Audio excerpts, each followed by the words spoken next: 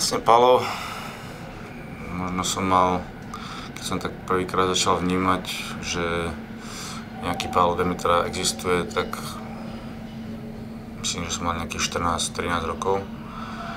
On vlastne bol jeden z tých hráčov, ktorí z okolia, z tých útočníkov vyštartovali a presadzoval sa v Amerike pravidelne. Si ešte pamätám, ešte z mestskej plavárne, keď